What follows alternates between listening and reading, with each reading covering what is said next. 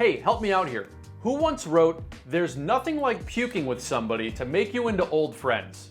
That's Sylvia Plath in the bell jar. Okay, what about a horse, my kingdom for a horse? Mr. Hands, no, William Shakespeare, Richard III. Okay, finally, and how about now, you'll add my name to your long list of traitors who don't understand, and I look back and regret how I ignored when they said, run as fast as you can. Taylor Swift, yes!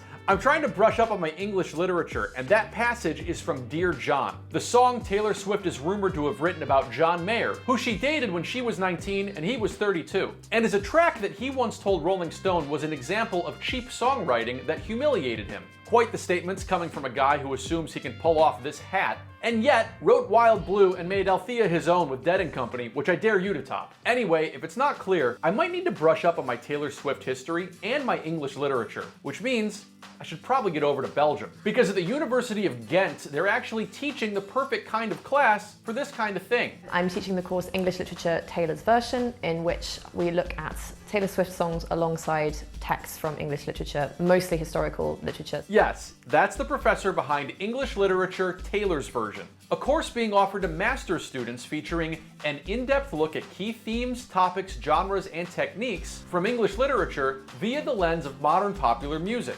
specifically the work of Taylor Swift. I had the idea for the course actually last year in the autumn when Taylor Swift released the album Midnights. And on Midnight, she has a song called The Great War.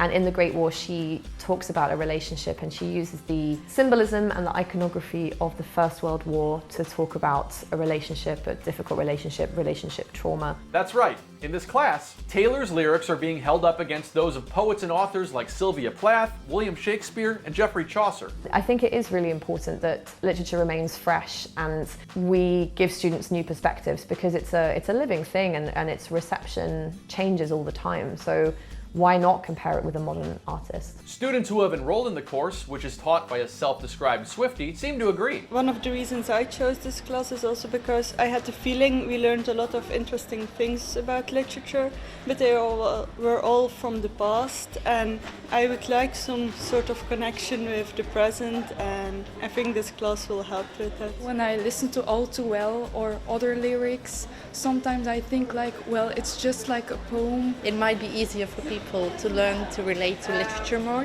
and not see it as this really big thing and complicated thing to understand. This isn't Taylor's first college-level course either. Last year, the University of Texas at Austin offered up the Taylor Swift Songbook, again comparing her lyrics to greats like Keats and Frost. And NYU's Clive Davis Institute put up a course on Swift's journey as a creative music entrepreneur. And this semester, Arizona State University is running Psychology of Taylor Swift, which focuses on advanced topics in social psychology that feature in her work, her life, and her fans. But if Taylor Swift isn't your thing, and you're still not able to find a single public or private university offering up a course on neon finger techniques, don't worry. There are still all sorts of classes out there that can expand your mind. Cornell University once offered up a one-credit course on tree climbing that taught you how to climb trees. Montclair State University once had a class called How to Watch Television. And Belmont University previously taught how to embrace distractions as a way of knowing in a course titled, Oh Look, a Chicken. The Federal Reserve says there's more than $1.77 trillion worth of outstanding student loan debt in the United States.